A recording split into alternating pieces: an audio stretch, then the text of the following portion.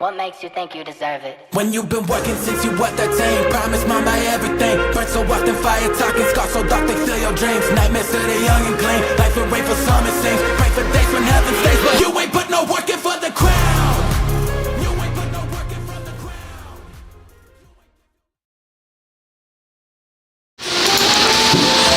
Hello everyone, welcome to the Low Budget Podcast. The Unplugging Podcast.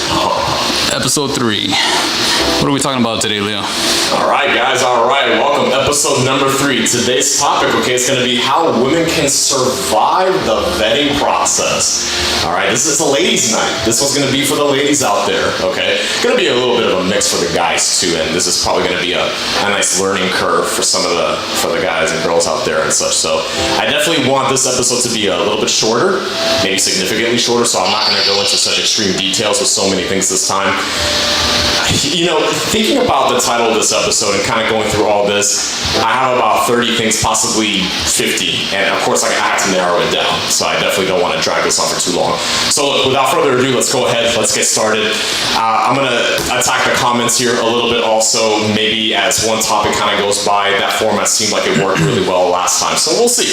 We'll see how tonight goes and such, so let's have a little bit of fun tonight, okay? Give you guys a load off. I hope everyone had a good Memorial Day weekend and such, so let's start your weeks off with a little bit of a banger here, okay? So, kind of a rethink from following up from our second episode, okay? With the second episode, as you all know, it was based on some red flags to consider. Now, there's a bunch of red flags to consider, but for the sake of the episode, we have to condense it down to a certain amount instead of a plethora. It's going to be too much information for you guys, okay? So we'll definitely have some compartmentalization with the episodes on how we're going to break down some red flags and everything else, okay? Because we do want it to be at a good time for you guys. So again, let's get started here. So again, title, How Women Can Survive the Vetting Process. In no particular order moving forward. So the number one thing I have here, and I think most men, and I think some women to a degree can agree with me on this one, is you cannot be argumentative, okay? That's a big one for me, and I think for a lot of men. So let me kind of give you a description here, okay? When a woman is argumentative, you have to understand that with men, especially when you're in a vetting process, we're okay with small debates as long as it's conducive to the guy liking you. If it's conducive to the guy liking you, as in like maybe you have similar interests with him, or you guys have similar viewpoints and maybe a few differences, maybe you're a bit on the fence about something, maybe some arbitrariness with certain things that maybe he likes and maybe something you like. If you happen to disagree with something, it's okay to disagree with him. Damn. But if you're argumentative, that's a totally different thing, okay? If you're stuck on getting your point across, or if your energy completely takes a 180-degree shift with what you guys are talking about, it's a huge tick for the man. Huge tick for the man. One thing you have to understand, ladies, okay, is that men do not want a headache in their life, okay? We're already dealing with so many headaches in our life, okay? We're dealing with jobs. We're dealing with our parents, the stress that we put on. Because if you're a business person, or you're an entrepreneur, or any type of big-time job or laborious job, there's so much stress, mental stretch, and the psychology for us really changes when we're at work. Not to the point where it's super detrimental to us, but it really challenges us, I want to say, and it builds us. If we're going to take stress, we want it to build us, but we definitely don't want to be challenged by women. I'm going to say that again so it's very clear. Men do not want to be challenged by women. That means if we come home, we don't want to deal with challenges. We want to come home to a sweet, loving, nurturing woman who's going to be submissive to us, who's going to calm us down, who's going to have basically everything in the house ready for us, hang out with us, and maybe we can share our stories on how we can grow together and things like that, or we can share our business plans, things like that. But if we're coming home, you're nagging us, you're arguing with us, you're telling us kind of what to do. Okay, well, this is what we're going to do, this is what we're going to do. You're being bossy with us. Oh, no. You're putting yourself on in hot water and on thin ice right there. Okay, you definitely don't want to do that. So So that's definitely one of the things. Now, if you're trying to get your point across, okay, don't be pushy about it. That's another thing. Don't be too pushy about it. Because if the one thing I want you guys to realize is there are even some studies and some surveys that are done about the big traits when it comes to female personality and male personality.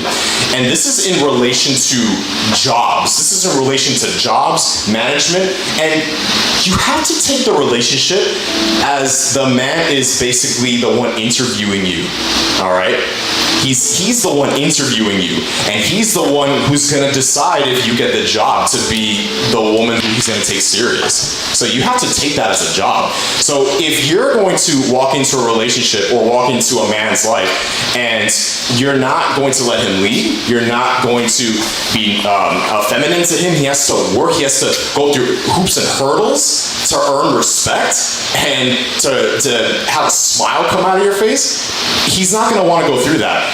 Now, if we're dealing with beta males, low-value men, they're going to take what they can get. And that's honestly a sad thing to me, because even the low-value men, they're going to have something to bring to the table to a certain degree. Obviously not as much as a high-value man, but it's still something he can bring to the table. It's just a matter of how well does he understand his masculine identity to keep himself going.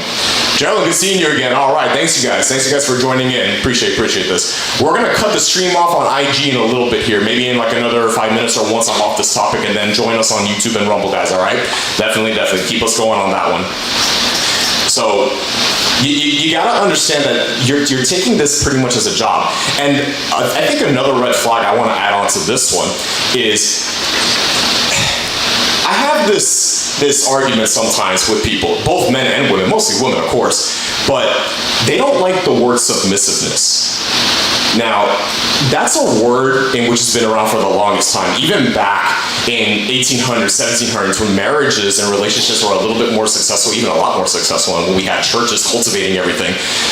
Submissiveness is a big proponent when it comes to men taking women seriously, all right? If that's a word in which women don't like, which is fine, but the word is here to stay. It's here to stay, and I think understanding the context of it is important. Submissiveness, okay, just means compliance, okay? It's compliance. It has nothing to do with you're a slave to the man, okay? Because I have this impression women think that submissiveness is that the man has you in like a neck chain or brace chains and you're a slave. That's not what it is, okay? We like women who are submissive to when they are in their feminine to us. We like a woman who listens to us, who appreciates us and understands our mission and is complimentary towards our mission, okay? I got a little video here. Okay, there was a nice little video on certain things women should be doing when it comes to a man. It's just 3 things. That's how simple we are as creatures. That's how simple men are. And one of them is definitely be complimentary towards the man's lifestyle. And all it is like I said before, you're supporting his mission.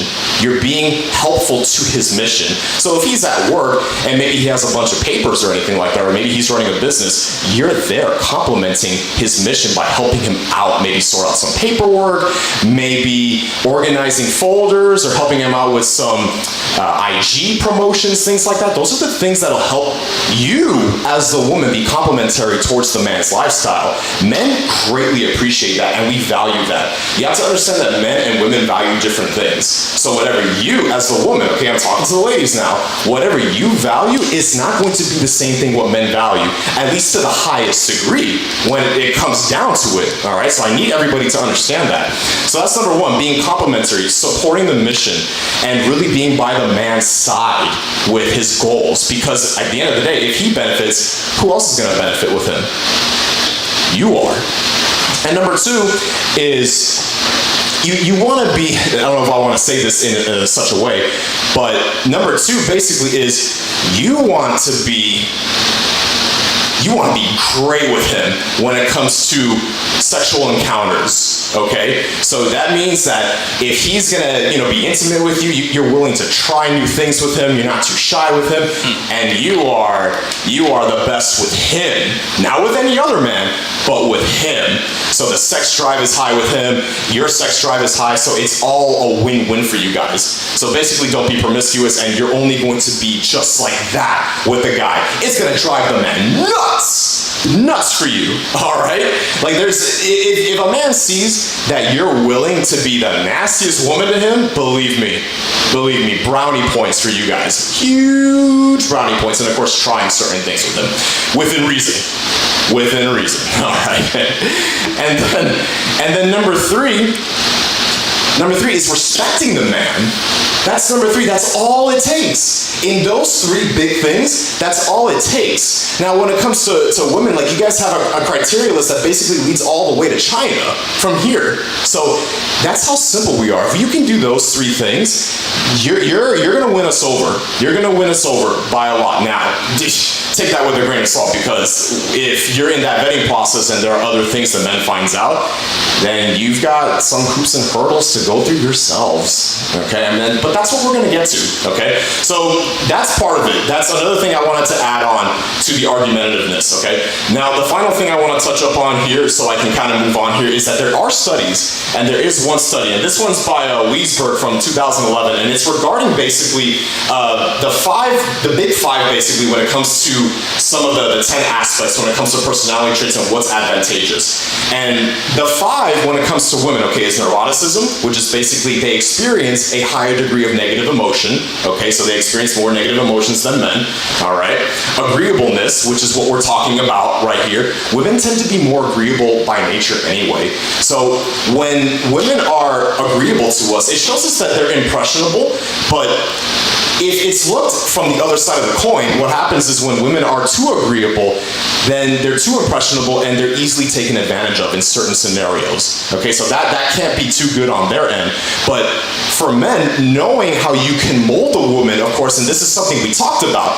If anyone remembers, on the last episode, I stated women mold men to be the men who they end up not wanting, and men mold women to be the women they do end up wanting. All right? So them molding to a certain degree, of course for the better and not for the worse, is going to be very pertinent to what goes on in the future for them, for the man and the woman, so understand that. So agreeableness is something else. Conscientiousness, okay, self-discipline. The self-discipline, if we're gonna talk about that when it comes to a relationship, you not having these really bad urges to do things that are going to damage the relationship.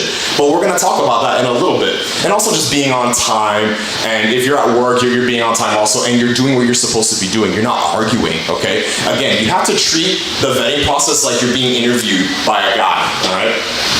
Yeah, one thing actually, talking about the job, right? One thing I'm gonna get to the ladies, okay? If there are ladies out there who refuse to be submissive to their man, I want you to think about something. If you're at work and you're working under somebody, a man especially, and you're listening to him, guess what you're doing? You're submitting to his whim. So if you don't submit to his rule, submit to his order, do what he tells you to do, guess what he does? He fires you. And what I find disturbing is that there are women out there, not all of course, but there's a general amount of women who will be submissive to their boss but not submissive to the man who actually cares about them. So you're willing to be submissive to a person who really doesn't care about you, all for the sake of, the payment and things to help you live. Of course I can understand that. But you're not going to be submissive to a man who can give you a future, who can raise your status, who can give you kids, who's going to love you unconditionally. Think about that. Just think about that, all right? Just think about that. Let that sink in. So that's that, conscientiousness. And then extroversion. So that one's a little bit more when it comes to just being a social person. Women by nature are social creatures. They like talking. They like being around people. And they find safety in numbers when it comes to women.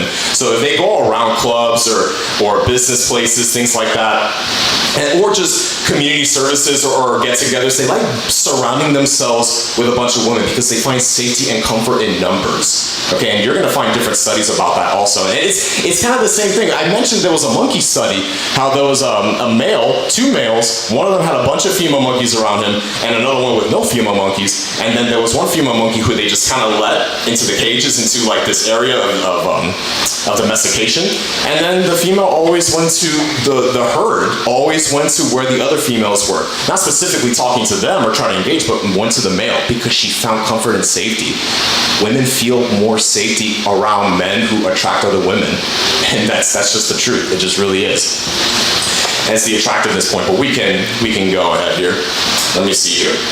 So we have that, and then the final one is just openness. So women have to be a little bit more open when it comes to this type of stuff, and the intellect comes from that problem solving, all right? So those are the 5 things. That's pretty much it, but overall, like I mentioned before, if you're not willing to have those things that I mentioned and such, you're already disqualifying yourself, okay? So the 3 that I mentioned before with the submissiveness, the just understanding how to respect men, how to be intimate properly, of course, and just supporting the man's mission, all right? And then the other things, if you want to rewind this video and such, that's what it's going to be.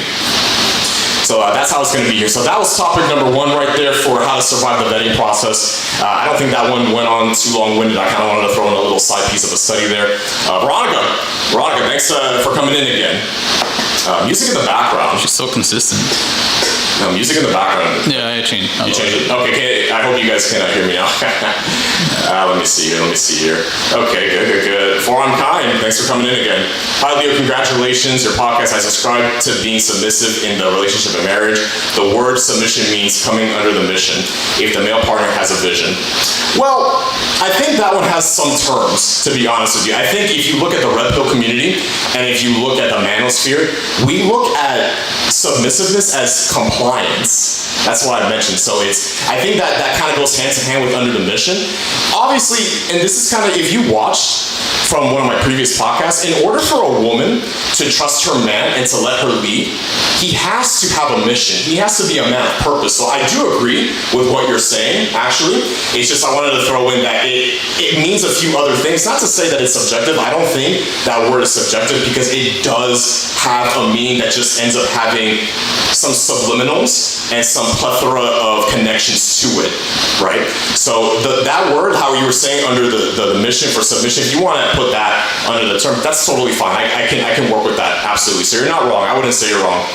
And part 2, a mission for relationship with a partnership in life. I got no problem submitting and supporting if he has no mission, vision. There's no way I'm submitting. No, of course, and I totally respect that. I agree. I think all women and even men will agree with you on that. That's no question. As I just mentioned, if there's no way you're going to invest time into a man, no way you're going to be intimate with him, you're going to be turned on by him, he's not checking off your boxes, you don't see that he has a purpose in life, or he's not selling a potential for you, not a dream. I'm going to get to that in a little bit.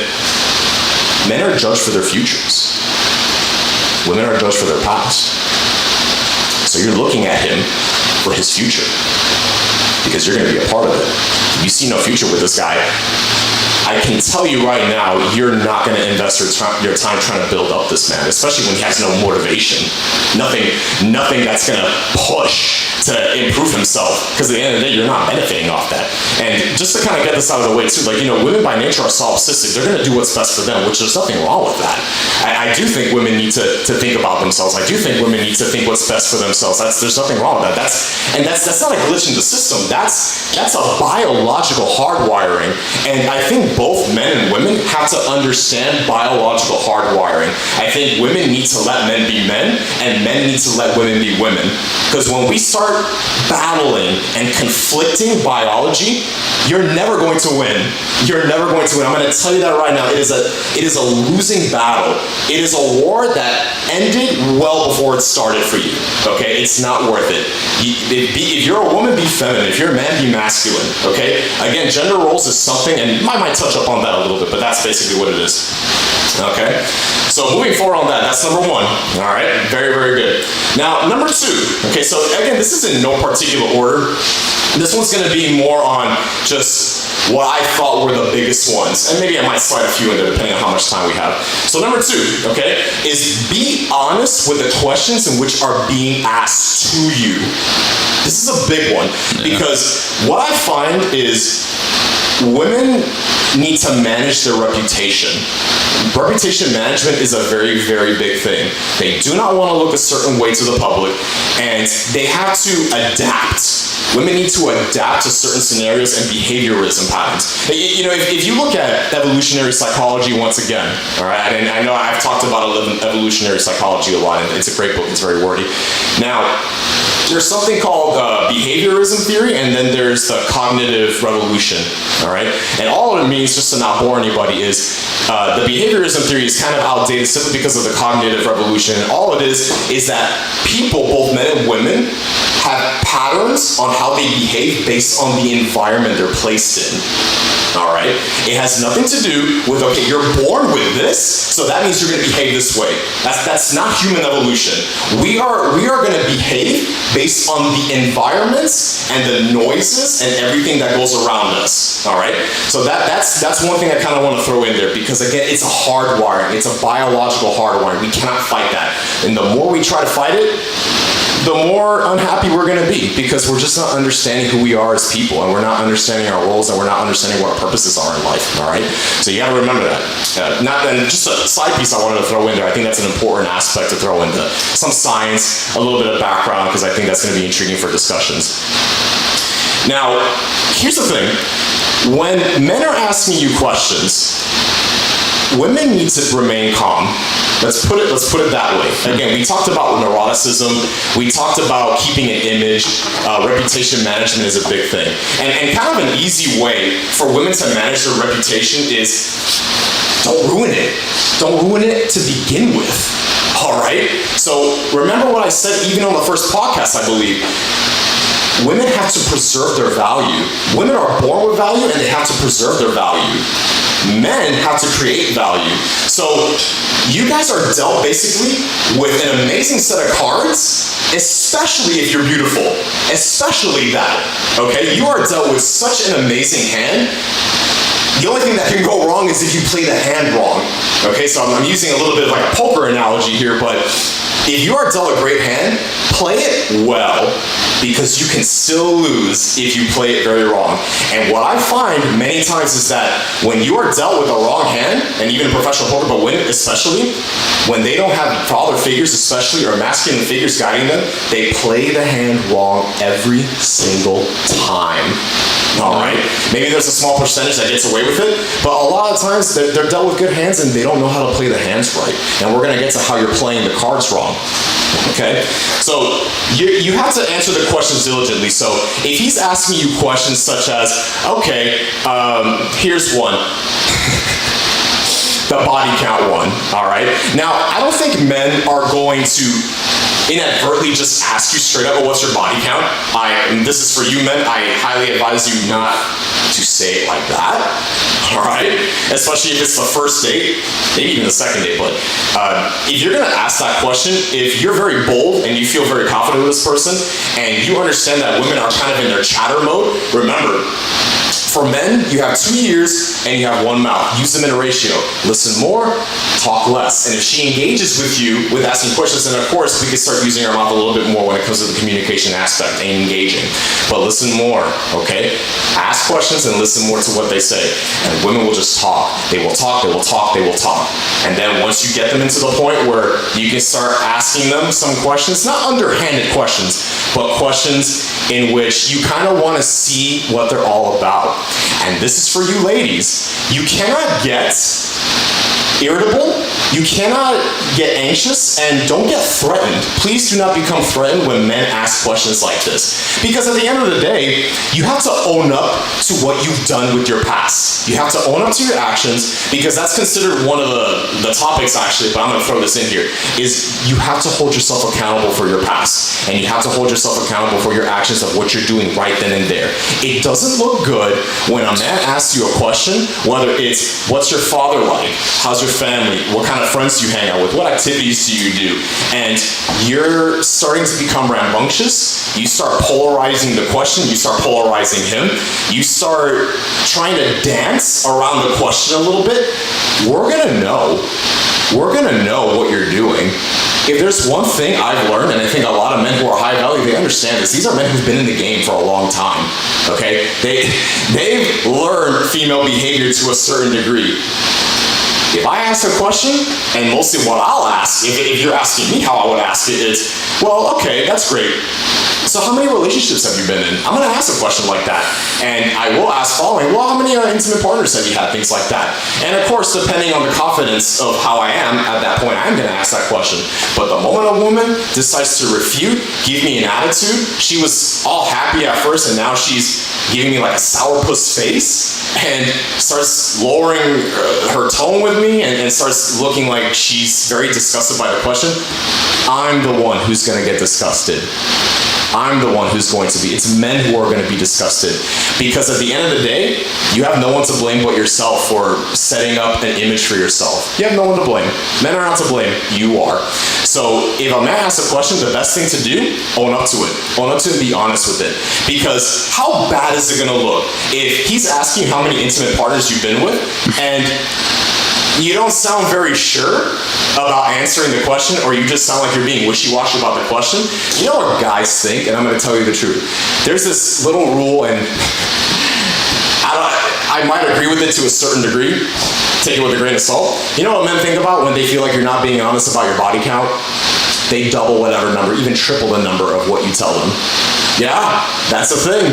That's definitely a thing. So if you're like, oh, well, I've had 3, I think, or you just sound unsure about your answer, they're gonna double or triple it. All right. Are we still hearing the background noise? I don't hear anything. Oh, legs on. Nice. Tang. Yeah. Welcome back. Yeah, guys, let us know if there's like some bad background noise here and such. We need to fix that. And we're cutting off the IG stream here, guys. So go ahead and come on for YouTube and Rumble. All right, we're gonna continue on. We'd love to have you guys on. All right, catch you guys in a bit. Actually, I'm starting to hear the background noise. Nice. So that's that there. Okay, so we're transferring over and such. Very good. Yeah. So yeah, they're hearing maybe we can just turn it off. Right? I don't know if it's the fan. I'm not sure. You want to turn it off? Yeah, we can turn it off. Could be blowing into the camera. I mean, to your mic. Which one is it? No. That's it. Yeah. Okay, I'm not hearing anything. Okay, we can survive all that. That's good. All right, sorry about that, guys. A little quality control there for you guys. Excellent. Okay, so that's gonna be one. All right, so you gotta take responsibility for the images that you've basically created for yourself. All right. Again, the only way you can save that is by preserving your value. Yeah, we turn off the fan. By preserving your value, if you don't know how to preserve your value, that's not the guy's fault. It's not. That's gonna be on you. And we can see, and the thing is, here's the thing, if women try to lie about their past, or they try to lie about their relationships, you would think, all right, I'm gonna tell you right now, men have their ways. We have our ways of finding out. Or, worst case scenario, actually for you, if we have suspicions that what you're telling us is not the truth, we're going to assume certain things, and that's already hurting you. It's gonna hurt you way more than you telling him the truth about what goes on. So be very wary of that. I don't wanna dwell on that one too long, but just remember that, like, men have their ways of finding out if you're telling the truth or not, all right? So that's something else here, all right? So and the other thing here too is when you're out on dates, the father figure, okay? The father figure is also something else that's very, very big. When a man asks you, how's your relationship with your father, all right? That's an important one, a very, very important one. I tell my younger cousins, I tell all my other buddies here about asking the father figure question because that's extremely important. Listen, when a baby is born, okay, who is the first masculine figure who the baby sees? Besides a potential male doctor pulling you up, okay? It's the father. Hopefully, the father's there, but the father. And if we're following evolutionary psychology, it's imprinting. Imprinting is a psychological factor when a baby, or even a duck, there was a study made on a duck, if the baby sees the father, sees whatever the father is doing, hand motions, how they walk, bipedal motions, that baby's gonna follow whatever the father does, and the mother, of course. And the duckling's the same thing. If a duckling sees a mother, she's going to move accordingly to how the mother duckling is, and follow her. The duckling sees a human, not that the duckling is gonna walk like a human, of course, but he's gonna follow, the duckling's gonna follow the father or the mother, a human figure, any type of figure. So imprinting is a big thing. The fathers have to be there, and we'll talk about that in another thing. in another podcast episode. But when it comes to the father figure, if I ask that question, how's your father? And you're telling me, oh, he's a deadbeat dad. There's no such thing as deadbeat dads, first of all. And you're telling me that the father was bad to you, you don't respect him, he wasn't around, you didn't learn anything from him. Like, you're kind of bashing him for a lot of reasons. And that's not good for us. That's really, really not good for us. I personally think how men are, men fight. You'd be surprised, men fight for custody a lot of the times. I've already mentioned, even on the first episode, men pay thousands of dollars to be with their kids. Thousands. Men fight for their kids, okay? And it is women who really, they are the ones who cut them off, okay? Women cut fathers off, cut men off from seeing their children, because you'd be surprised, like, women become very different people when they're going through divorces, very different people from when they were first married with a man. So it is incumbent of the man to, of course, really, really understand who they're being with and who they're going to have eternity with, okay? So are there cases, of course, where the father is legitimately, like, he doesn't want to be around? Absolutely, but the percentage of that I don't think is very high. I don't think it's high, because fathers, believe it or not, when it comes down to it, they want to be around their kids. They're definitely going to be around their kids. So when women talk about that, that's a big red flag for me. Because now what that tells me is that now I have to instill certain ideologies into you, and if you don't respect men in general, that means you're not going to respect me. You're not going to let me lead. You're not going to be submissive. You're not going to trust me. You might have some borderline personality disorders, okay? Borderline BPD, borderline personality disorders, where you're going to have trust issues, you're going to have abandonment issues, you might have some personality shifts with me. That's too much for the man to handle, guys, okay? I can understand if there are men who genuinely love you and like you and such, but when it gets to a point where we just can't handle it anymore, we're just going to cut it off. That's it. It's just the way it is. It is just the way it is. So what I would say to women when it comes to that, okay? Tell the truth about what goes on. If your father was really trying to be around, don't spite him. Tell the truth if it was a mother cutting him off or something, so that way the man has a better idea who he's dealing with, all right? But when you're going around talking bad about your own father, especially when he was trying to be a part of your life and the mother keeps shutting him off, all right? Or if I ask you about how your past relationships were and you're not taking responsibility about your actions in the relationship and you're just blaming the man for the breakup, and if I ask you, okay, so what could you have done better in that relationship? This is for the gentleman now. Ask her. Always ask her, what could she have done better in the relationship to improve it? Ask her that. And if she still gives you polarizing comments or rebuttalments and still dunks on the father, not the father, on the boyfriend, and she's not owning up to what she could have possibly done, that's a huge red flag. Very, very huge red flag. Because it's only a matter of time. If something happens to you and the woman, guess what she's going to do? She's going to do the same thing to you if something were to go south with the both of you. All right? So that's something else to really consider. Because taking accountability is a big thing. Very, very big thing. Because I'm not going to, if something happens with us and she just tries to put blame on me and she's not going to own up to her own things, that's a big problem. You are part of a math equation. Okay? 1 + 1 = 2 or whatever. You are one of the variables on one side of the equation equating to something else, okay, on the other side of the equation. You are part of that. Pretending that you're not a part of that equation is incredibly irresponsible, and it's just ignorant. It's just total ignorance from there. You were part of the equation. Something you did in that relationship sparked something very insidious for the breakup or something terrible to happen. You are a part of that. You just don't want to own responsibility to that. So this is for the ladies there, okay? I love you guys to death, but I'm telling you right now, you're not going to survive the vetting process if you're not willing to hold yourself accountable for things like that. Because men, smart men, the men who you do like, the men who you like, they're going to ask you these questions. They will. And you need to be ready. It is incumbent of you to be very, very ready for that. And handle it with care. Handle it with care, because it's gonna really go against you if you don't know what you're doing with that one. All right. So that's definitely something. And of course the cheating aspect. I don't think men are gonna ask if you cheated in relationships. If they do, that's gonna be up to you. I'm gonna say that's up to you. Personally, if a man is already asking you that, I would say it's because he's already suspecting certain bad behaviors. So if you're already on your best behavior and you're clicking off a lot of the good things of his checkbox, I don't think he's gonna ask you that question. I wouldn't ask a girl that question, personally. I wouldn't ask that girl. If I see a bunch of green flags with this girl, I'm not gonna ask her questions like that. There's no reason to. There's just not. So you guys gotta really uphold a standard for yourselves. You guys hold a standard for us, so we're definitely holding that standard to you guys, all right? So that's number 2 right there, all right? So no questions on this one, surprisingly. I touched upon a lot of big things here.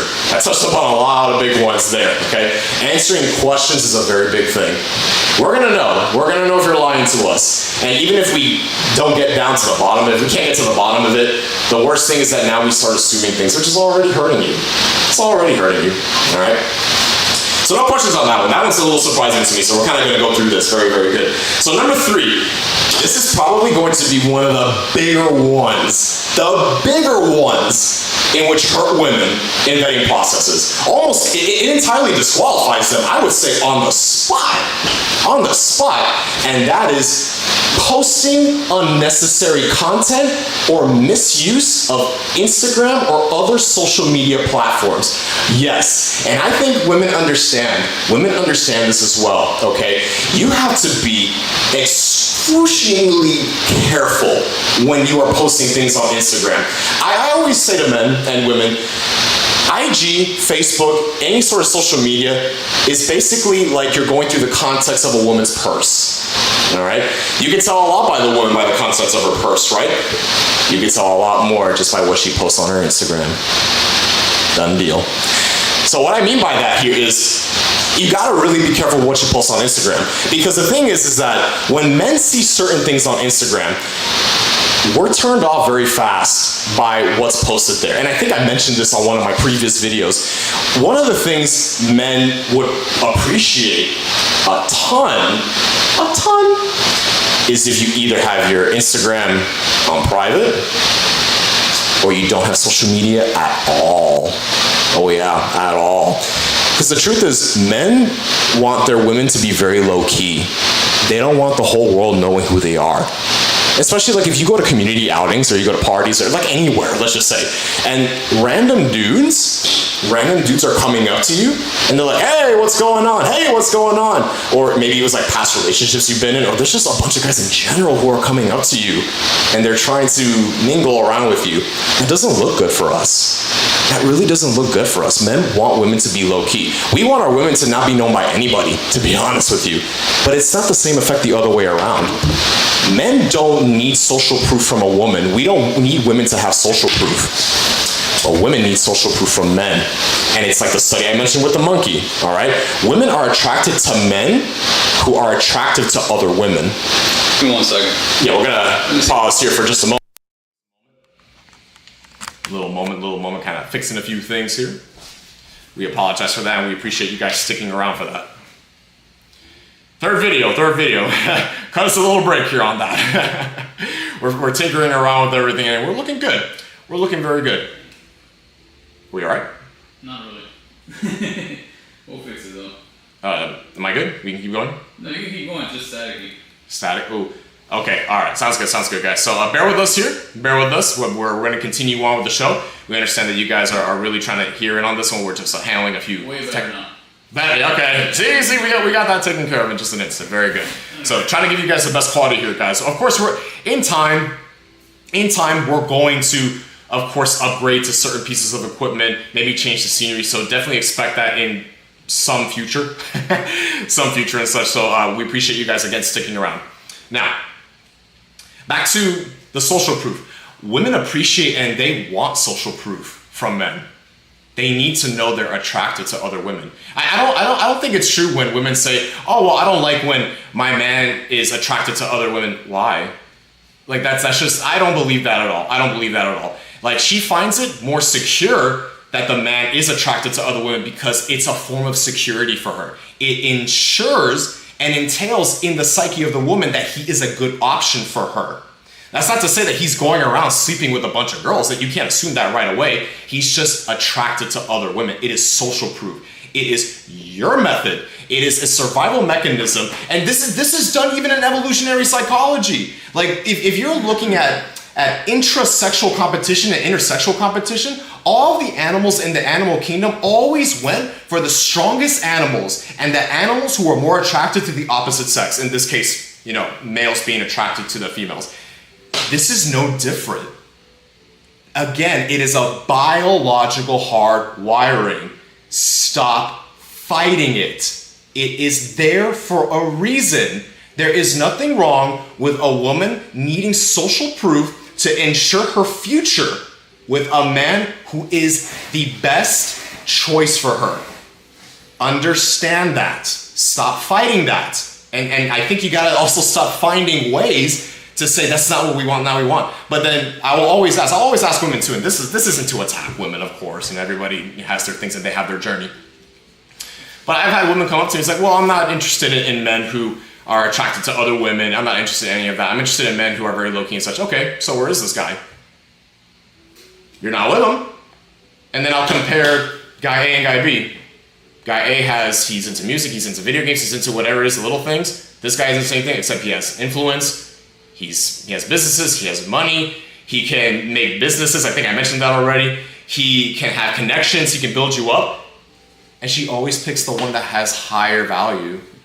Always. And it's not a glitch in the system, it is inherent, it is innate. It is a propensity in which women have by default. So there's nothing wrong with that. Nothing wrong with that. Tang, I want to get to your question a little bit. Let me kind of finish this point here. This one's going to be one of the bigger ones, so I'm going to try to breeze through this one here. Let me see. So that's that. The social proof is definitely there. And the other thing about IG is you have to stop posting provocative pictures on Instagram. Stop doing that. The reason why is because when you're putting a plethora, an insane amount of provocative pictures, meaning that you're showing too much skin or you're having sexy pictures basically, and a bunch of guys are commenting and liking, you're thirst trapping them. That's what you're doing. You're trying to get male attention and validation who's not your man from other men. To me, I'm gonna say it, that's a form of insecurity from the woman because she needs more attention and validation even though that's ideally what they want. But if you already have the man, he's ticking off all your boxes, why are you going around looking for male attention? Especially on social media, which is more convenient, you're thirst trapping them. And on top of that, these are guys who you wouldn't even give the time of day to. That's the worst part. You're thirst trapping men who aren't even real options, and you wouldn't give them the time of day because they're simping over you. These are men who probably, they're not very attractive, they don't have a lot of options, and they spend most of their time looking at women like you who just have conveniences for pictures. So that's another thing. That's a huge red flag for us. We're gonna see that you're looking for other male attention rather than ours.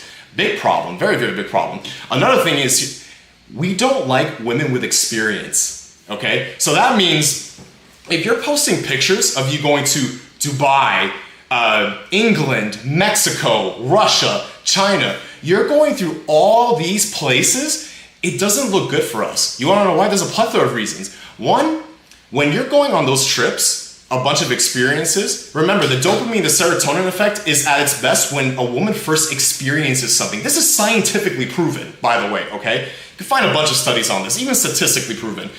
It's more profound the first time. And when a man like myself or anybody else, if we find out that you've been through so many places and we want to take you to those places, we're not enticed to take you to those places. Think of it like this. This is for the Disney fans. Let's pretend here, a hypothetical scenario, okay? Disney, Aladdin and Princess Jasmine, all right? She's been cooped up in the castle for a long time, right? Being a princess, waiting for the Sultan to give her a husband. It's wedlock. It's basically a wedlock right there, right? So she hasn't been around. But Aladdin comes in, out of pure luck because of the genie, comes in, sweeps her off her feet, and takes her to all these places and sings a whole new world. Now imagine if she had already went through those places. Do you honestly think that she would go on a trip with him, okay, and have the same effect, sing a whole new world with him, be excited, be like, wow, look at this? She wouldn't. The effect wouldn't be the same. So it doesn't entice the man to even give his time to you because you've gained experience going to all these places in which he wants to be the first guy to do that. Men want to be your first. We want to be the first with your first kiss, with your first experience, your first intimacy, first traveling, first get together at a party, first everything. But when we find out that we're not your first, even like the fifth, sixth, It's not special anymore. it's not special. Yeah. It's not special for you, that's for sure. And it's definitely not special for us. Now, I know there's gonna be some scenarios where some people will say, oh, just make the experience better than the first time. So we have to work harder? We have to work much harder to make it better? It's not that simple. It's just not that simple. And on top of that, not only does the experience turn us off because it doesn't entice us to really spend time with her, and it doesn't make anything thrilling and exciting for us, what women tend to do sometimes, not all, of course, she's meeting guys. She's meeting other men in those places. She's going to parties, yachts, special places, a bunch of men, probably men who are paying for her even to go on these trips. This is what goes through men's minds, okay? And I'm not saying all of it is entirely true, but most of the time it is, especially with our modern era, with the convenience of technology. There's websites, sugar daddy websites, sugar babies. There are women who are willing to let men pay for trips to go over there, and then in their minds, they kind of think that, oh, this man's paying for my trip, but I'm not gonna give him intimacy. You really think a man is gonna pay for a trip, your trip, and you're gonna go in there thinking that he's not gonna want intimacy as an exchange, as the transaction? You are dead wrong. And that's effectively lowering your value. You are lowering your value as a woman by becoming more experienced and possibly sharing your experiences with other men who we don't know about. And then the pictures also in which are taken, who's taking those pictures? That's another mystery. That's another mystery. It's probably another guy taking the pictures who she's hanging out with or messing around with. You know what I mean? So these are things that go through men's minds, and I don't blame them. I don't blame them. Like when it comes to girls' trips and they go by themselves, these are things that are a big no-no for men. If you're in a still relationship with a man, that's a huge no-no. And like I said in the last previous video, if women are truly feminine and are truly head over heels for their men, for the man, I'm sorry, he is the man, not a man. She is submissive to him, loyal, respectful, not promiscuous, thinks that the man is going to give her the best lifestyle possible, and knows that if she does something that is going to be pernicious to what is going to be in her future with the guy, she wouldn't dare. She wouldn't dare. And if she does it, it's because she feels that she can do better. Yep. This is for you gentlemen. They do it because they think and believe they can do better. And when women, this is for you women, if you feel that you can do better, you will do better. And there's nothing wrong with that, actually. There's nothing wrong. It's really the guy's fault. It's the guy's fault for not bringing things to value. So this is for you gentlemen. If a woman is getting herself again into precarious situations and having all these pernicious propensities, that's your fault. Because as what Tang was saying, and what Tessa was saying, Tessa, she's not gonna follow you. She's not going to trust you. She's not gonna think you're the guy. She's gonna think you're a guy.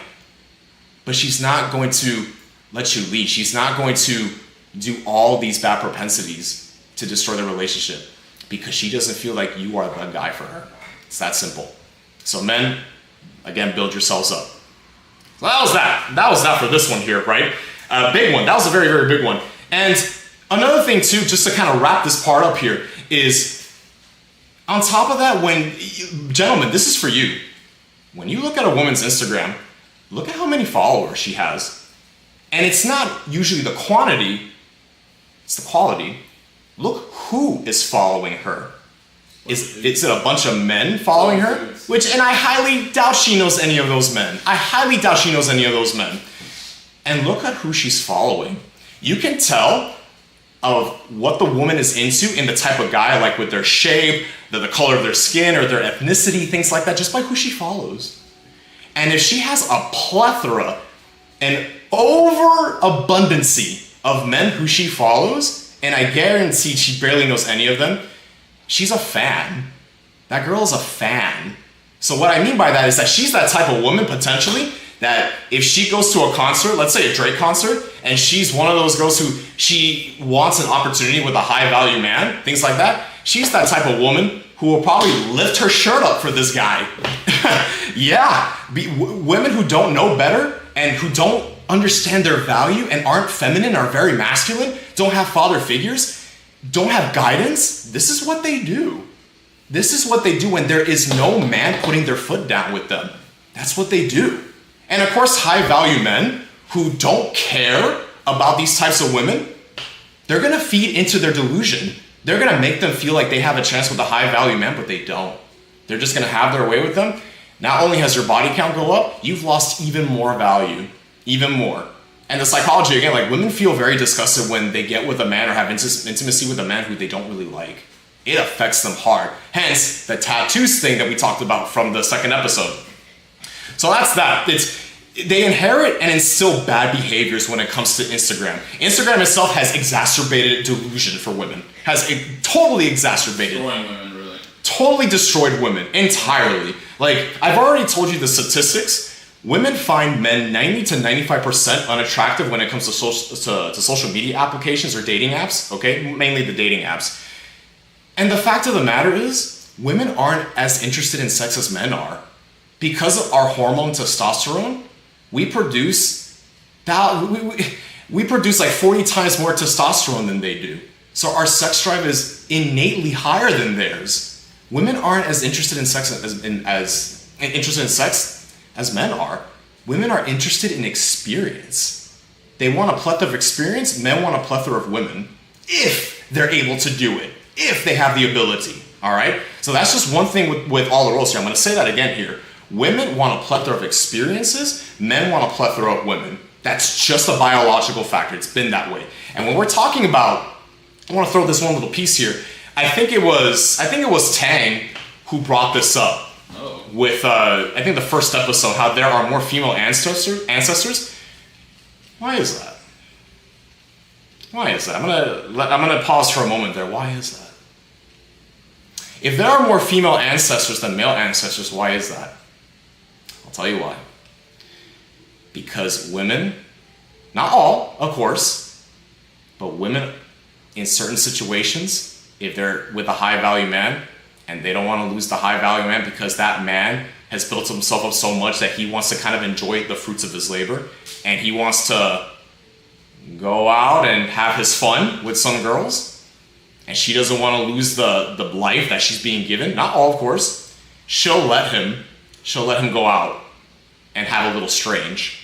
Not all women, of course, not all, but there are scenarios that way. So she, especially when it comes to Muslim culture, if the man is able to support multiple wives equally, and he's having kids with multiple women, that's why. I'm not saying it's the Muslim culture that is the main proponent to it. I'm saying just in general, like because of the supply and demand, because women are fighting for that high 10% of men, and they're leaving the 90% in the rubble.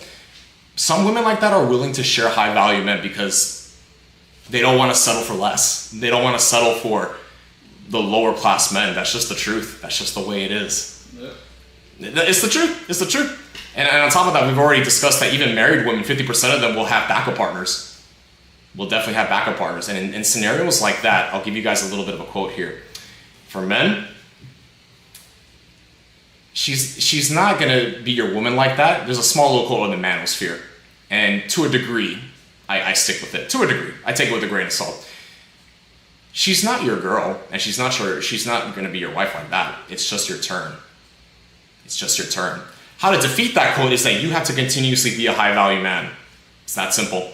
If you're going to continue being her best option, then you don't have to worry about that. Right. You don't have to worry about that. It's plain and simple. Plain and simple. You want to get to some questions there? Yeah, let's get to some questions here. That was a good one. That was one of the bigger ones. That was definitely one of the bigger ones. So if not probably the biggest one. All right. So getting to some questions here. Let me see what we got going on here. So we got rid of the background noise. Okay, very good, very good. If guys are acquiring loyalty from women, wouldn't it be fair to acquire it of our men too? Well, you see, loyalty is shown differently from men and women. Men show loyalty by giving our lives for them, giving them our resources, giving them a home, giving them provision. That's how men show loyalty. And showing, of course, that if it comes to high value men who are like rich and famous and things like that, that you're the main girl. Your goal is to be the main woman when it comes to situations like that. That's how men show loyalty. Women show loyalty by not being promiscuous. Not being promiscuous, respecting the man. That's how it is. Even when it comes to like the Bible and things like that too, if we're looking at just descriptions and things like that, it is the man who does the loving, and it is the woman who does the respecting. You got to remember again, men and women are not the same. We don't show love the same. We don't show loyalty differently. It's very, very different. If you're a woman, show loyalty the way you're supposed to. If you're a man, show loyalty the exact same way you're supposed to, but on the man's side. You know what? Let's bring this up actually. A thing here when it comes to vetting. Stop trying to make men think like you. Stop trying to make men think like you. I've already said it is biologically hardwired in our heads, in our biology. We show loyalty differently than women. We show love and compassion differently. And how we work, how we strive in society is different. Men operate in society off meritocracy, and women operate on a communitarian basis. It's been that way, all right? That's just how it is. Let me see here. Where can you meet nice girls? Oh, that was you. That was not me, man. Oh, that was your dad? Yeah. Ah, nice. Where can you meet nice girls that are looking for a serious relationship? Not clubs. Not clubs. Not parties. Not places where women can act on their bad behavior. And when you can really see that they're being pertinent to whatever it is they're doing, and they're just being influenced by other friends who are just kind of telling them to get into bad habits, like drinking bad, doing drugs, grinding up on a bunch of guys, letting men touch them and have their own way. Like if I go to a club or a party, let's just say hypothetically, and I see a woman who I'm kind of interested in, the moment I see a man getting all touchy with her and putting his hands in places that he shouldn't be, I'm done. I'm not gonna give this woman the time of day. Or if I'm with this woman, okay, this is a past experience of mine, the moment I see that she's not respecting my boundaries and she just doesn't get it, that she shouldn't be giving men ideas or letting men touch her, I'm writing her off. That's just it. Like, I might talk to her, depending. I'm probably not going to do that now because I'm more strict now when it comes to vetting. But the moment I see bad behavior like that, again, I note it or I just write her off entirely. And what women have to understand is that men put women into three categories. One of the three categories. One of them is, I'm going to take you serious category, which is where women always want to be in. They're not trying to be in this friends only category. They're not trying to be in the sex only category. They're not trying to. They want to find the guy. When they find the guy, they will be submissive, kind of like what Tesla was saying. You will follow his mission. You will do all that. There's no question about it. It's innate in you. You will be submissive to a man who has a mission, a purpose, and who's going to give you the best. There's no question about it. And category two is the recreational use only category. This is where women end up a lot, to be honest with you. If a man gives himself, okay, if you open the gate for intimacy and he's intimate with you, understand you have not secured the man. I think that's a mistake women make a lot.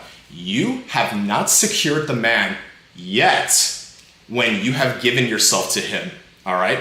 That does not mean he's going to now court you into marriage. That does not mean that you're in for the clear. He's not gonna do that. At least a high value man won't. But a beta male who doesn't understand his values, the moment you touch him in a certain way, he's gonna commit to you just like that. And those are the men you're generally not attracted to anyway. You're gonna be attracted to the high value men. So that's how the vetting process is gonna be for you guys. That's that. What's going on here? Let me see. Wouldn't that lead to cheating if he has a wandering eye? Let me see. Oh, we're good. Okay. Wouldn't that lead to cheating? So I didn't want to get into this today, to be honest with you, but next time. But let me see. I'll get into this part actually. I'll answer that. I'll answer your question. Cheating is different for both men and women. When men cheat, it's just cheating. But when women cheat, it's betrayal. It is ultimate betrayal. But to answer this question in particular, if he wanders around with the night, I wouldn't say that. I wouldn't say that because if you're wandering around, like if you guys are going out together to dinner and a guy just happens to be in front of you and you just happen to look at him for 2 seconds or look at another guy for two seconds, he looks at a woman for 2 seconds, that's not cheating. I think that's very convenient to say that it's cheating because there are men and women everywhere. It's not like that. Now, if when it comes to the cheating aspect, I guess I'll touch base on this just briefly. And this is for you gentlemen, if a man is going to cheat, okay? If a man is going to cheat, well, no, cheating is cheating. I'm not saying it's not cheating. That's not what I said. It's different for men. I'm saying it's different for men and women. When men cheat, they cheat physically. They just want to have a variety of women, but the man can still come back to you as the main woman. We don't invest emotionally to women like that. But when it comes to women, however, it's not the same. It's still cheating, I agree with you, but it's not the same way. When women cheat, they have to have an emotional connection to a man. That is totally different. When men are emotionally connected to a man, she has effectively chosen a man, another man, who she feels is more suitable than her current man. Yep. Just like that.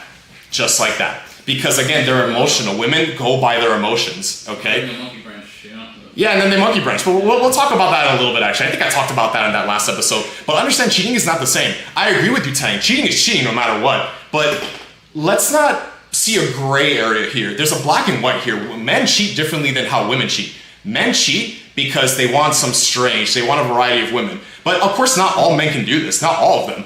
If men have options and they're high value, there's a higher chance, not guaranteed, but there's a higher chance they're gonna wanna do that. And this is my advice for men who choose to do that. I'm not saying do it personally, I wouldn't do it, quite frankly, because if I'm with a woman, I'm with a woman. Even if I'm surrounded by a bunch of women, I'm high value, and you have to expect this, Tang. This is something else I wanna say. And this is for all the ladies. If there's a high value man out there, he's attractive, he's got it going, women are gonna throw themselves on him. For sure. That's just the God honest truth. They're going to do it. They're gonna do it. But it's really up to the man if he's gonna act upon it. And it's up to the man to talk to you about it. Because my advice to men, this is what I'm saying. If you're gonna do it, which again, I'm not telling men do it, I'm just saying if you're going to do it, that you have to talk to your partner about it. You have to talk to your spouse about it. If she doesn't agree with it, then at that point, if you do it and you get caught, you're gonna have some problems. I can imagine, right? You're gonna have some problems. Don't risk it, man. So that's jurisdiction and judgment the man is gonna have to make. If he decides to do it behind your back and you find out, yeah, problems, obviously problems. If he talks to you and you agree to it because he's giving you everything. And again, there are women who are willing to do this, hence why we have more female ancestors, okay? Then that's a different story. Believe me, there are women who will agree to that because they're not going to risk losing the lifestyle that the man has given them. It's a good lifestyle, then yeah, they're not gonna do it. But mind you, again, not all men are gonna do this. Beta males and low value men who don't have options, they're not gonna do it. But these are the men who you're not really gonna be attracted to. That's why when I tell women and men, mostly women, that if you're gonna get with a high value man, you want the best man, you want the guy who's in that 10 percentile, you better believe that it does have its issues. It's not a one-way street where it's like you're gonna get all the benefits, but you're not gonna deal with any of the problems that come with it. All right, there are cons that come with it. So this is for you ladies out there, okay? If you're gonna be with a high value man, be prepared. Be very, very, very prepared for something like that to happen. Is it gonna happen all the time? Again, no. I'm telling you, there's a possibility, and it's a higher possibility if he's higher value. Because he works hard. He's built so much that of course he's gonna wanna enjoy the fruits of his labor, so there's a higher possibility of him doing it. Again, not all are gonna do that. Let me see here. Which dating apps are good? Well, there's a bunch. I know there's Tinder. Tinder's still a thing. There's Hello Cupid. That's what it's called, Hello Cupid. That's an old one.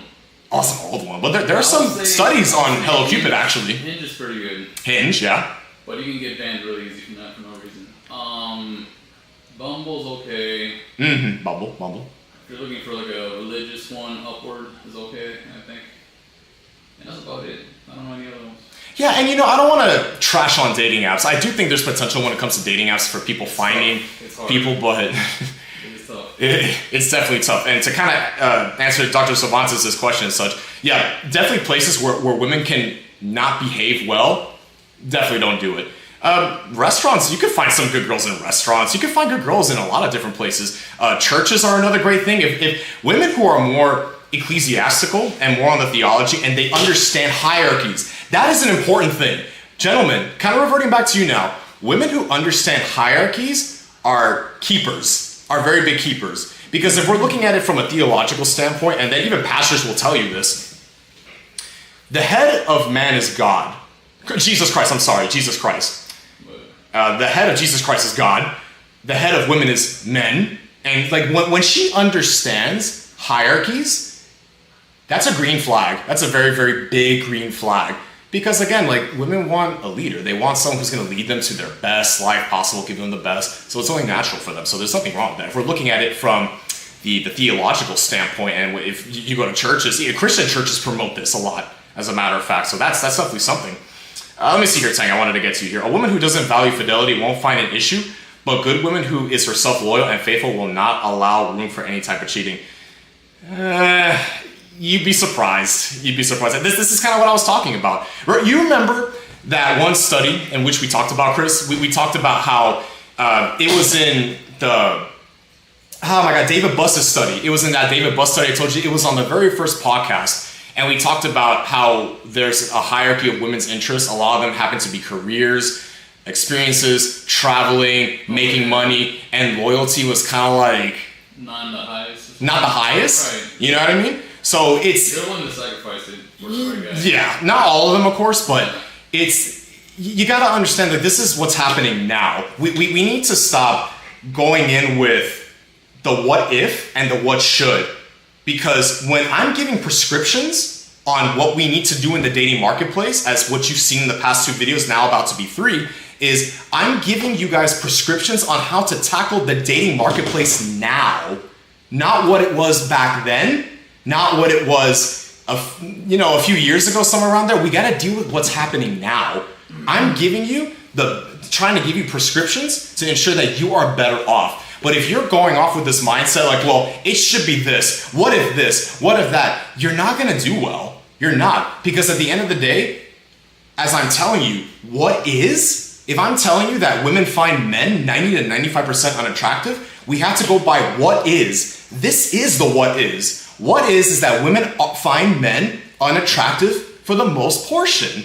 And they want 10%, 15% of the higher value men. That's the what is. The what should or what if is, well, what if the 15, 10%, what if they're not great guys? That doesn't matter.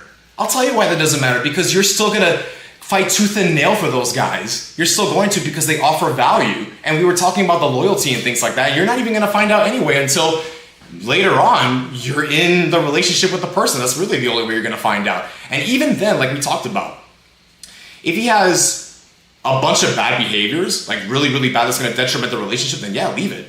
But if it's like 1 or 2, you'd be surprised how many women won't bat an eye on that. That's just the way it is. And we're talking about the what is, and we need to give prescriptions on the what is, right?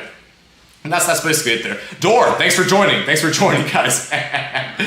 Oh man, you came in right when we were talking about religion and things like that, but very, very briefly, right? Tang, here we go. But we don't make decisions based on the masses. We make decisions based on individual values. See, on values, really, because the thing is that if we're going based on value, a man is the one who's going to determine your value, right? So if I approach a relationship or I approach a woman and then she tells me that she has these values, like, oh, I can do this, I can do that, but then I find out that she has a very promiscuous past and she has certain things, bad behaviors, I'm not really going to find value. I'm just not.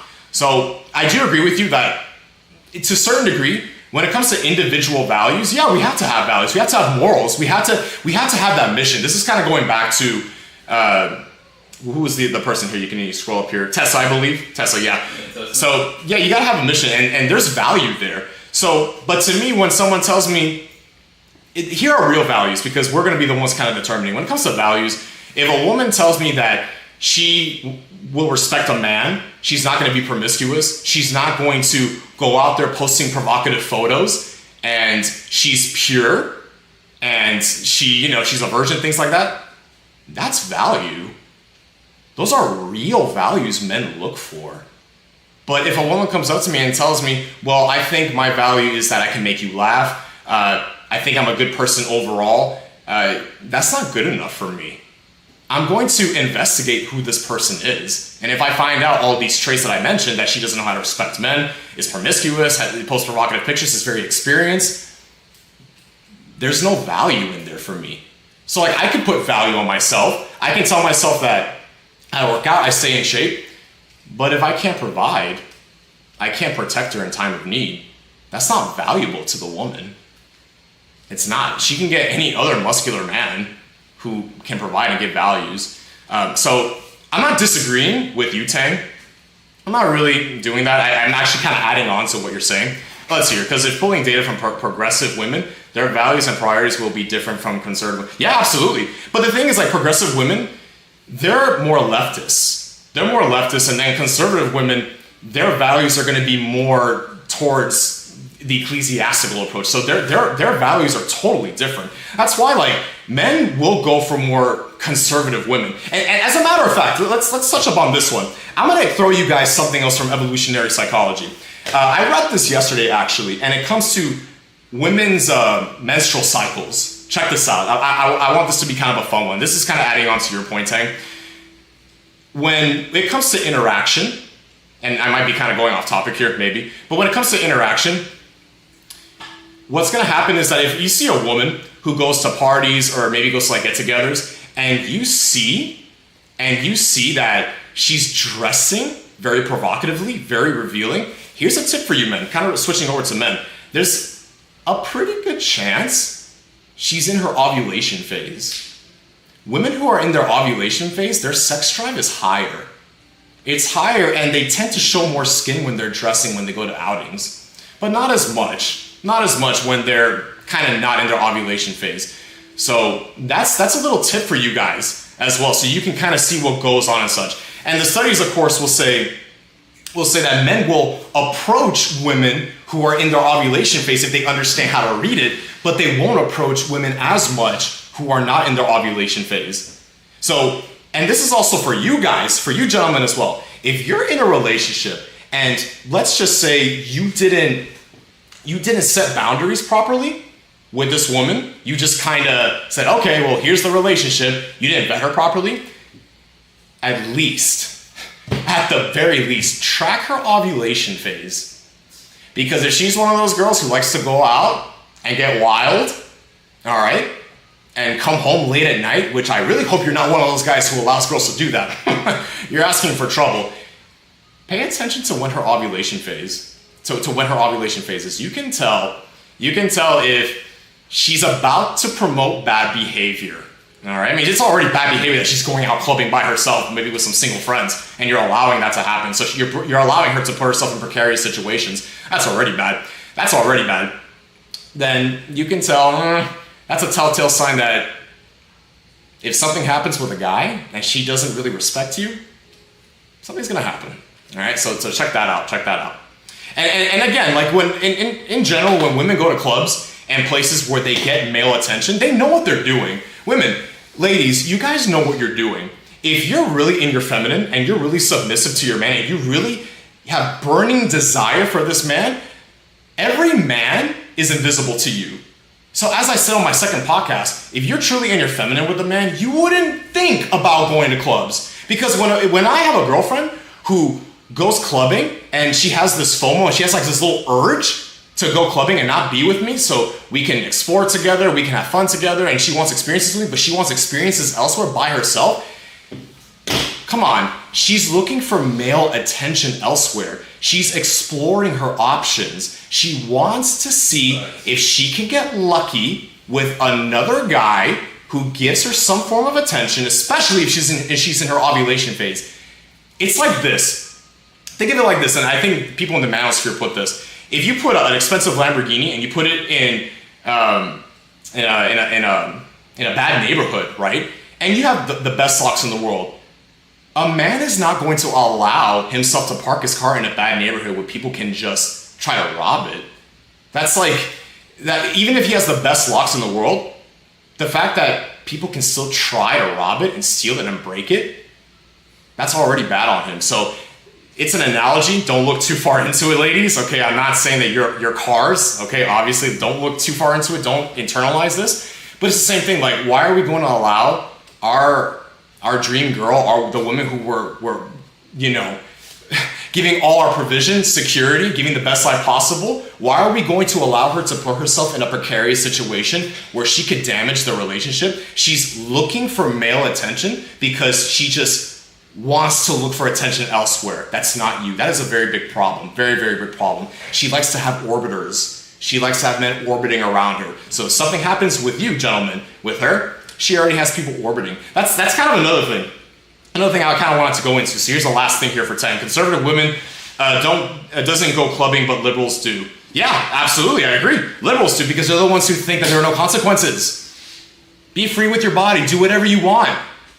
Those are the ones who end up not really being happy. Those are the ones who end up being single for a long time. Okay? So you're on the dot, Tang. You're on the dot.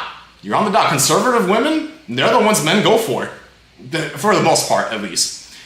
We just like books, boba and coffee shop. Coffee shop's good. Coffee shop. So I don't want to dwell on that too long, but that's basically it.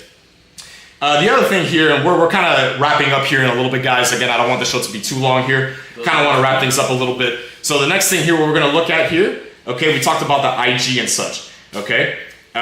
Ladies, if you already have men in your orbit, you need to cut them off immediately.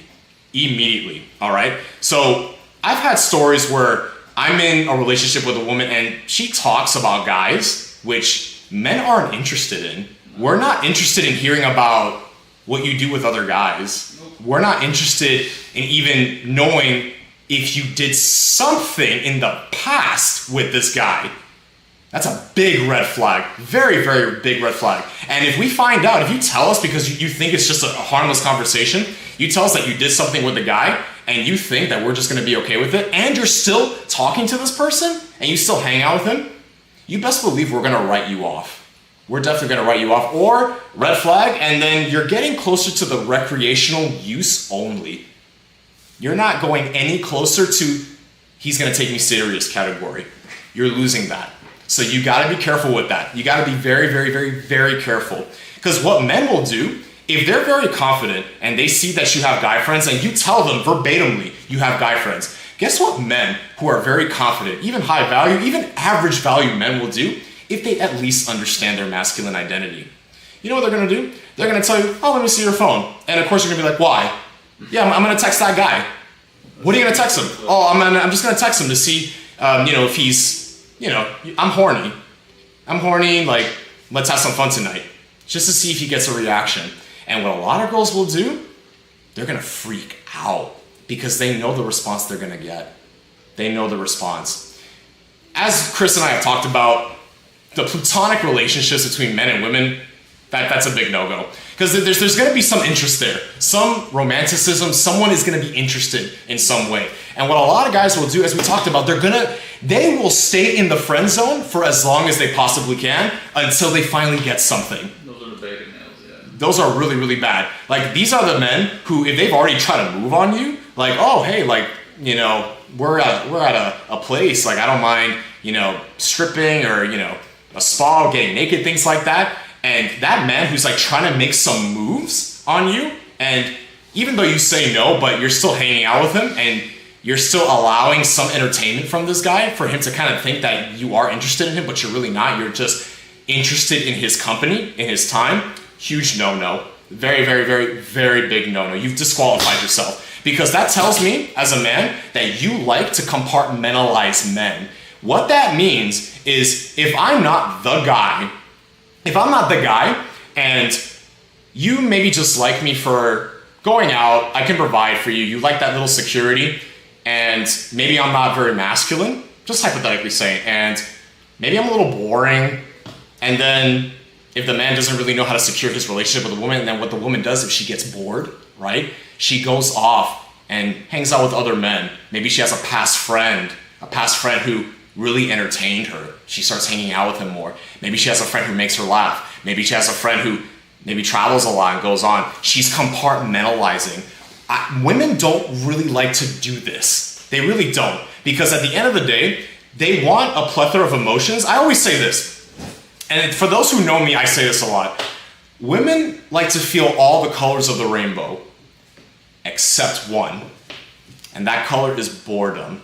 The moment she feels bored with a man, it is a wrap. It is over from there on out. It's just a slower process. Some of them might not just overtly state that the relationship is over, but it's the beginning of the end. It's the beginning of the end. So, and then what they'll start doing is that they'll start compartmentalizing. They'll start hanging out with you less. They'll start saying, oh, I'm with my family, but they're probably with another guy because they're not as bored with that guy as they are with you. They're gonna start traveling a little bit more with this person. So instead of breaking it off with you, with the man, she's compartmentalizing. She's getting different emotions from different men instead of getting all the emotions from the guy.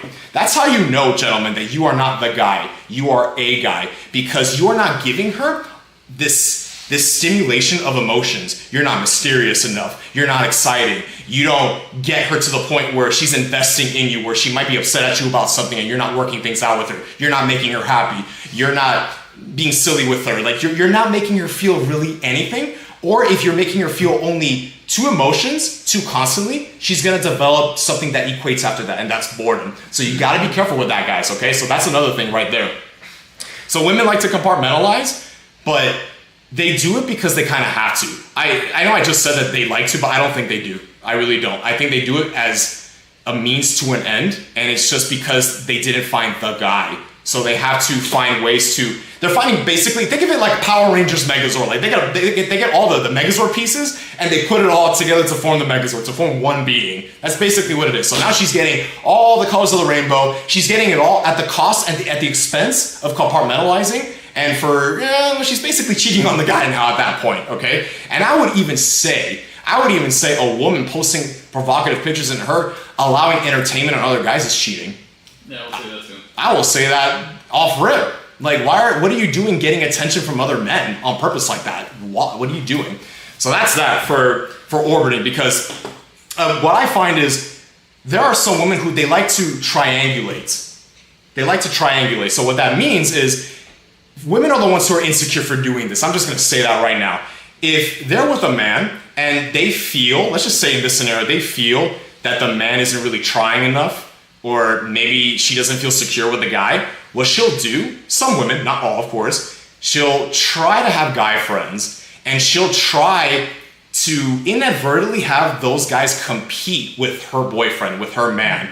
So in her mind, she says, okay, I still got it. I'm still getting male attention. I'm benefiting off all this. I'm getting all this attention, all these benefits at the expense of putting my boyfriend, the main guy, through all these hoops and hurdles, stressing him out, being a headache. And if you're a beta male, the man is a beta male, doesn't know his values, look what you're doing, man. You have a headache on you.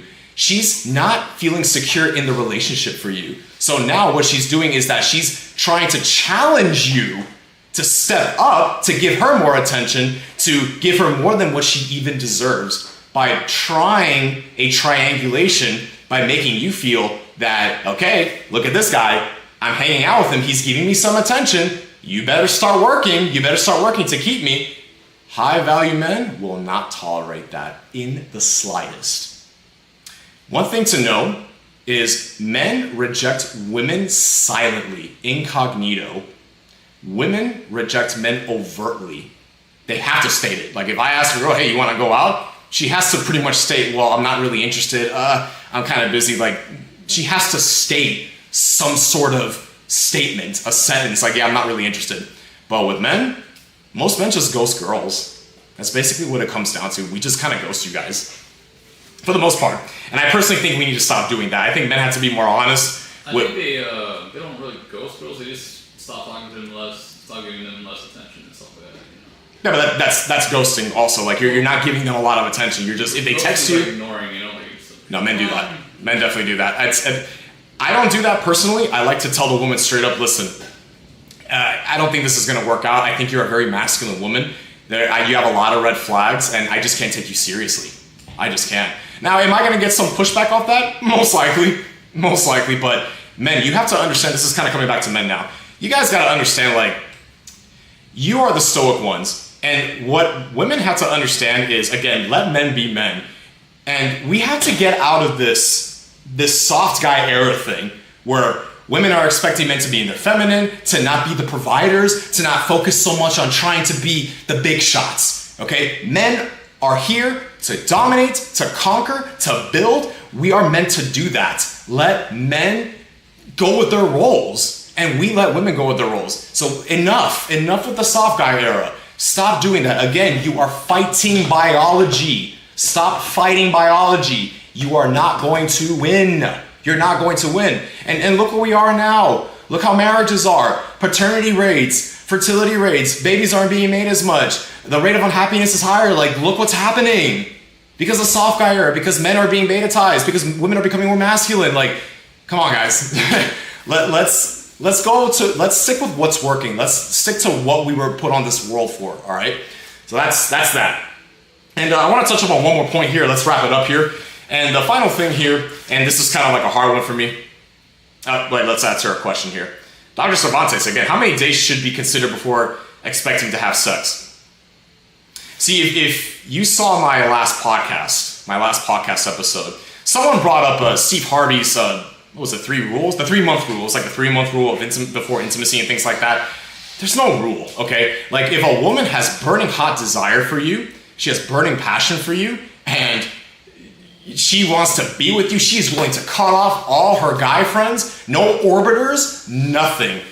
She's not really gonna make you wait for sex. She's really not. But I did state something here from my last podcast. I stated, I think it was Tang who asked me this, and she asked me what would be like the time frame and such, and I said, honestly, within the month, or maybe a little over a month, like a month and a half, that would be somewhat all right, personally. And they're still talking, and they go on a few dates here and there, and the man knows how to sexually arouse her, and she's getting aroused, and she's feeling good around him. And then they're just in the moment, and then it just happens. There's no rule. Like, and I say this, Dr. Cervantes, this is for you, and a lot of you ladies even like this one. Women make rules for men who they don't like, and women break rules for men who they do like. There's no rules. So you might have this, women might have this little 1-month rule or 3-month rule, whatever rule it is, but the moment they meet that high value guy, the guy that ticks off all their boxes, and the guy knows what he's doing, sexually arousing her, there's no rule. Let's just put it like that. There's no rule. It could happen anytime. And it's not uncommon for couples to have intimacy the first date. It's not uncommon. It happens. Preferably, I would like it to be maybe second, third day within a month, somewhere around there. But if it happens on the first date and I feel good and she's ticking off my boxes too, like I'm asking all the right questions, then okay, then all right, we'll see what happens from there. But no rules, man, no rules. When you both feel comfortable, like listen, women already know right off the bat what they're gonna do with the man, right off the bat. They know if they're gonna go on a date with them. They know, they feel it. They're in the moment. They're like, ooh, if he ticks off a few more boxes, just a few more, and if we're in a good spot, we're going in. That's how it is. That's how it is. Women they don't have a schedule. They just don't. It doesn't happen like that. Men don't have, especially men don't have schedules, okay? And I think women have to understand, like, men like sex, women like attention and validation. All right, remember that. So, but good question here. When they become, want to be like that, when they're more comfortable and such. So kind of wrapping things up here, guys. Again, I know I had like maybe 50 things, but I gotta chop it down for the convenience. What I want to kind of talk about here, the last one. So we're in an era right now where there's boss babes, all right? And that's something women thought of. Men didn't think of that, okay? That's, women like to think of all these names and terms to kind of fit the norm in society, that's all right, that's fine. Men think of their own things too, all right? Like the red pill in the manosphere, you know what I mean? Like we think of our own things. But this whole boss babe era, okay? Now, here's my take on this. I'm totally fine with women working. First of all, I'm totally fine with that.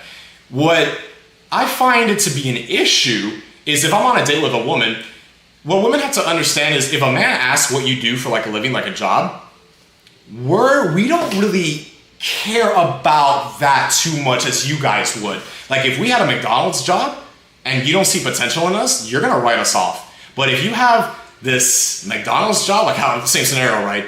Or you don't have a job or whatever, but you are valuable because of your purity, because you can respect a man, you know how to retain a man, the man's gonna take you. And you're beautiful, of course, and you're beautiful and you're attractive. He's gonna take you. Kings will look peasants' way. They will raise the status of a peasant, but a queen won't look a peasant's way. It's never worked that way. A queen's not gonna build a man up to be a king, but kings will build women to be queens. Absolutely, absolutely. Oh yeah, oh yeah. That's a behavior. It's just cognitive revolution there. That's how we respond well to, right? But when it comes to careers, again, if you're a CEO or if you own a business or anything like, okay, that's cool. But understand that it benefits you as the woman. It doesn't benefit me. You might say, oh, but if I become rich, then you become rich too. Yeah, I might profit a little bit, but you're gonna look at me. You're gonna look down on me and say like, okay, like when are you gonna start making money? When are you gonna start having businesses? You're gonna feel like you have to build me up, and women don't wanna do that. They might tolerate a man for a certain period, but how long is that gonna go for? Women in general, and again, this is statistically proven, like women want men who make 50% at least more than women when it comes to monetary value. When it comes to money, they expect 50% more. So let's say she's making, I don't know, like 100K, you'd be surprised. Like even if you go on other podcasts or things like that, women will say, no, I make 100K, he better be making at least like $1 million. Like, That's insane. that is insane. That's true. That is, it's interesting. It really is interesting. So that's just like, it's not practical. It's just not. And on top of that, not only do you want him to make $1 million, but you want him to be handsome. You want him to be a provisionary person. You want him to guard you. You want him to give you security. He has to be an influencer. You want him to dress well. You want him to have nice hair, nice shoes. You want him to talk a certain way, present himself a certain way. Like there's so much that goes into that. So it's not very realistic on the woman's side, guys. Let's just be realistic, okay? Again, the exacerbation on Instagram and value is not great. Because again, like touching up on this last point here, like I think what women have to understand, well, men, let me talk about men. What men have to understand again, like women are natural plate spinners. Natural, like they're gonna be talking to a lot of guys, but understand a lot of those guys who they talk to, they're not real options. This is for you women now. A lot of those guys who you talk to on dating apps or social media, the ones who are talking to you a certain way, they're not real options. Even if you do get with them, they just want to be with you for intimacy. They're not trying to take you seriously. They're thinking the same thing high value men think about. I'm gonna have intimacy with her, but I'm not gonna take her serious. So kind of wrapping that up, guys, that's how you destroy yourself. That's how you don't survive in the vetting process, by doing the following. And those are just 5 things. I know I compartmentalize a bunch of things too, but that's what it boils down to, okay? You really have to present yourself when you're here. Think of it like it is a job interview.